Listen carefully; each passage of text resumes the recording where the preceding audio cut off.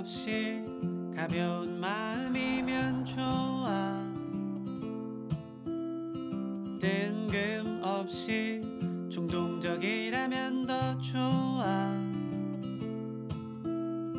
떠나요 언제라도 처음 보는 어딘가로. 시청자 전문가가 함께 프로그램을 집중 분석해보는 미디어 비평 시간입니다. 오늘은 지난 4월 23일 방영한 카톡 왔어요 프로그램에 대해서 분석해 보도록 하겠습니다. 자, 분석을 위해서 구현장님 모셨습니다. 안녕하세요.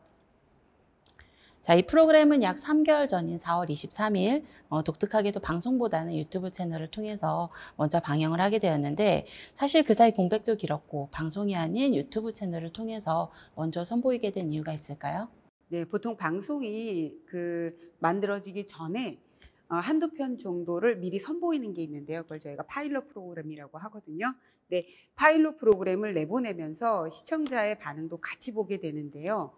방송으로 나가는 경우에는 시청자 반응을 확인하는 데 있어 시간이 좀 걸리거든요. 근데 유튜브 같은 경우에는 좋아요, 댓글, 구독이라는 실시간 반응이 있기 때문에 방송으로 파일럿 프로그램을 내보내기보다는 유튜브 채널을 통해서 실시간 반응을 확인할 수 있게끔 하기 위해서 아마 제 생각에는 유튜브를 통해서 파일럿 프로를 내보낸 것 같습니다. 네, 그렇군요. 오늘 소개할 카톡 왔어요 프로그램에 대한 기획 의도를 설명해 주시기 바랍니다. 카톡 왔어요는 출연자와 함께 인생의 중요한 장소 그리고 그와 관련된 음악을 들으면서 여행을 하는 힐링 프로그램인데요. 출연자와 시청자 모두에게 과거의 중요한 기억을 떠올리게 하고 음악을 통해 감동과 추억을 공유하는 힐링 프로그램입니다. 멀리서 보니까 나는 처음에 그게 너무 적응이 안 됐다. 결혼하고 아기 낳고 나중에 이렇게 어디 갔는데 어머니 이렇게 그게 너무 네, 추억을 떠올릴 수 있는 프로그램이군요. 그다음에 본격적으로 카톡 왔습니다 1회차 내용에 대해서 알아보겠습니다. 내용을 살펴보면은 성대현 씨가 황혜영 씨를 픽업하면서부터 시작이 되는데요. 황혜영 씨가 차에 탑승한 후에 근황에 대한 이야기, 그다음에 일상에 대한 이야기, 그리고 투투 시절의 이야기, 그리고 성대현 씨와의 추억의 이야기 등 다양한 이야기를 음악과 함께 들었고요. 그리고 인생에서 중요한 장소를 방문하고 그곳에 얽힌 에피소드를 소개하는 내용이었습니다. 네, 추억이 깃든 장소에 관한 해당 에피소드와 그에 관련된 음악 이야기 매우 흥미로운데요.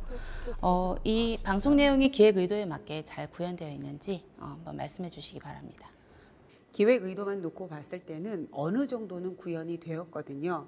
근데 좀 아쉬운 부분이 있다라면은 보통 이제 나에게 소중한 곳이라고 했을 때는 이제 추억이 많이 깃들었거나 아니면 뭐 거기에 대한 상처가 있거나 아니면 되게 감사한 일이 있거나라는 건데, 지금 황혜영 씨가 보여준 학교에서의 그 일부분은 그러니까 우리가 학교 때의 추억을 표현할 수 있는 장소거든요. 근데 안타깝게도 그 공간이 지금은 이제 다른 곳으로 이용이 되다 보니까는 그 추억은 이제 황혜영 씨가 계속 입으로 얘기를 하고 있지만은 우리가 보여지는 장소로 봤을 때는 굉장히 협소한 계단으로 밖에는 느껴지지가 않았고요. 그리고 이제 돈가스 집은 사실은 이 상황에서는 열외가 돼야 되는 느낌도 있고, 마지막에 보여줬던 강남의 거리는 이제 그 쇼핑몰을 운영하는 CEO로서 그 거리의 공간 자체는 굉장히 본인한테는 의미가 있을지 모르지만은 정확한 어떤 곳을 찾아 나서지 않다 보니까는 약간은 배회하는 느낌이 더 많이 들어가지고, 제가 개인적으로 봤을 때는 그렇게 어떤 그 소구 포인트라고 할 수 있는 장소는 대체적으로 만족스럽지는 않았던 것 같습니다. 네, 저는 이제 추가적으로 한 가지 더 아쉬운 점이 상황에 맞는 노래의 개연성, 즉 내용에 대한 아쉬움이 좀 많이 느껴졌는데, 이 부분에 대한 의견 역시 좀 궁금합니다.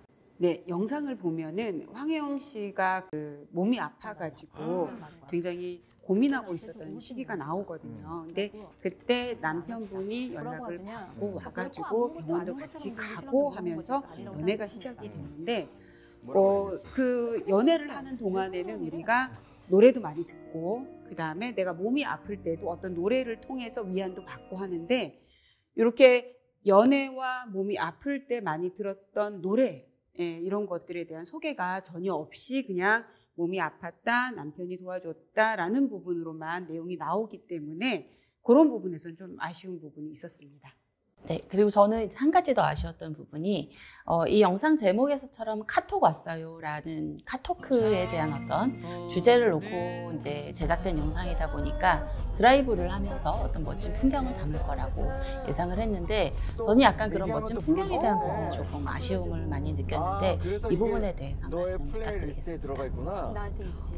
우선 첫 번째로 제 개인적으로는 그날 비가 조금 많이 왔었어요. 큰 비는 아니어도 그러다 보니까는 이제 갈 수 있는 장소가 사실은 지붕이 있는 곳으로 한정이 되었고 그 다음에 이제 뒤에 이제 남산이 있잖아요. 근데 뭐 비 오는 남산 그럼 굉장한 운치가 있을 것 같은데 그런 부분들이 이제 많이 빠져 있어 가지고 비가 촬영에 걸림돌이 될 수는 있을지 모르지만은 영상에서는 그게 또 다른 묘미이자 어떤 미적인 부분에서는 굉장히 도움이 되는데 그런 부분이 싹 빠져 있으니까는 한편으로는 그런 어떤 영상적인 영상미에서는 좀 아쉬움을 느꼈습니다.